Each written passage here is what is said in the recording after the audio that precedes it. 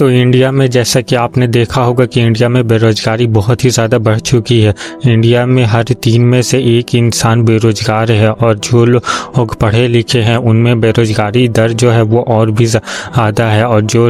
लोग एक PhD या मास्टर्स की डिग्री ले आपने राजस्थान का एक वीडियो जरूर देखा होगा जहाँ पे सिर्फ कुछ 100-150 चपरासी की नौकरी के लिए तकरीबन 8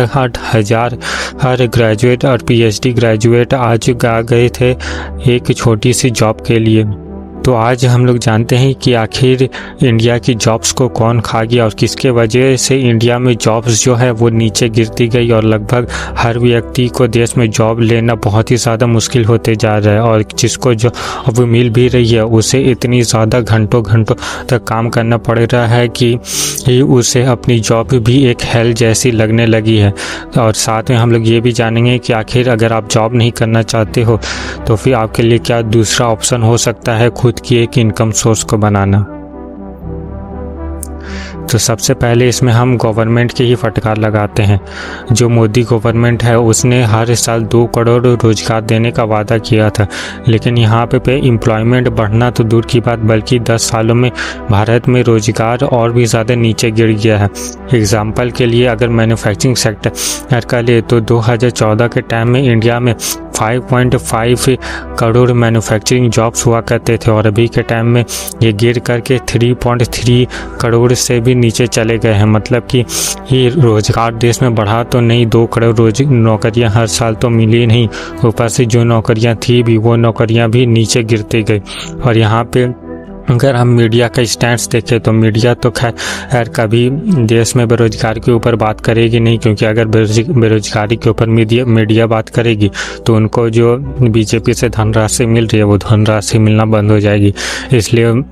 मीडिया तो कभी बेरोजगारी की बात करती नहीं है, लेकिन जब भी बेरोजगारी के बारे में बोलती है तो इसमें ये मोदी गवर्नमेंट को ही प्रोटेक्ट करने पर लग जाती है। एग्जाम्पल के लिए ये कुछ मीडिया चैनल्स ने बेरोजगारी के ऊपर थोड़ी बहुत बात की तो उन्होंने ये कहा कि देश में लोग सरकारी नौकरी इसलिए चाहते हैं क्योंकि वो लोग ऊपर की रिश्वत की कमाई करना चाहते हैं। मतलब कि उन लोगों के हिसाब से देश में जो आप लोग हो वो लोग ऊपर की रिश्वत की कमाई करना चाहते हो और इसी ये लिए देश में बेरोजगारी है। इसमें भी आप ही लोगों की गलती आती है।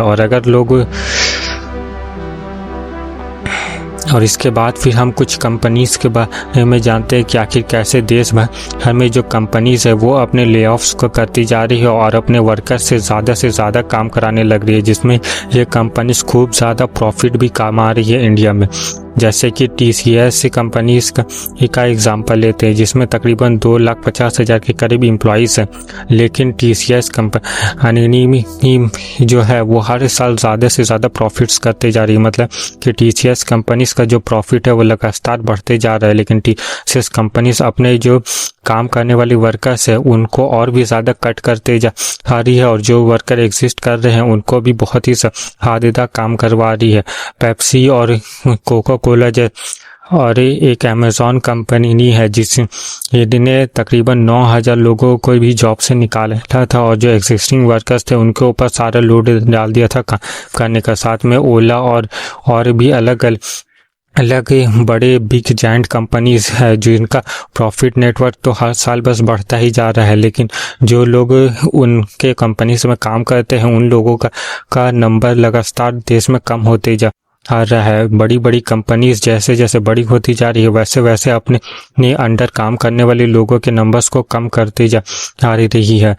और ये कंपनी इसलिए करती है ताकि जो वर्कर्स है उनकी संख्या को कम कर दो ताकि उन्हें सैलरी कम देना पड़े और जो वर्कर्स एग्जिस्ट करते हैं उनसे ही ज़्यादा घंटे काम करा, उनको ही इतना ज़्यादा बर्न आउट कर दो कि ये कंपनी का जो प्रॉफिट है वो मैक्सिमाइज हो पाए। मतलब कि ये जो बड़ी कंपनीज होते हैं वो कहते हैं कि 70 घंटे दिन में काम करो, लेकिन ये 70 दिन में घंटे काम करने के बजाय 35 घंटे 2 लोगों में बांट क्यों नहीं देते। 35 घंटे बांट देने से देश में तो एक तो बेरोजगारी कम होगी, ज़्यादा लोगों को रोजगार मिलेगा, साथ में जो लोग बर्न आउट फील कर रहे हैं ये भी नहीं होगा, साथ में में देश में इनकम इनइक्वालिटी भी कम होगी, क्योंकि 2 लोगों की सैलरी देनी पड़ेगी, जिसके वजह से ज़्यादा जो प्रॉफिट है वो आम जनता को, आम वर्कर्स को मिलेगा। लेकिन ये कंपनीज ऐसा बिल्कुल भी नहीं करती है।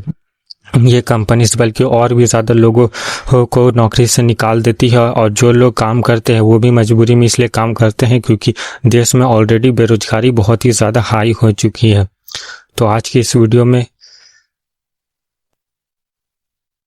तो इसलिए अगर आप चाहते हैं, और साथ में जो इंजीनियरिंग कॉलेजेस भी है देश में, उनमें भी इतना पोटेंशियल नहीं है कि देश के लोगों को एक अच्छी खासी स्किल्स दे सके कि जिससे कि जॉब से मार्केट में वो फिट हो पाए, या फिर देश की इकोनॉमिक इंफ्रास्ट्रक्चर भी ऐसा नहीं है कि देश में नई नई कंपनीज उभर करके निकल पाए और ज़्यादा से ज़्यादा लोगों को जॉब्स दे। और इसलिए आप अपने अंडर से ये करो कि आप एक ऐसी करियर ऑप्शन को चूज करो जिसमें आपके पास से एक अच्छा वर्क बैलेंस हो और साथ में एक अच्छी स्टेबल इनकम हो।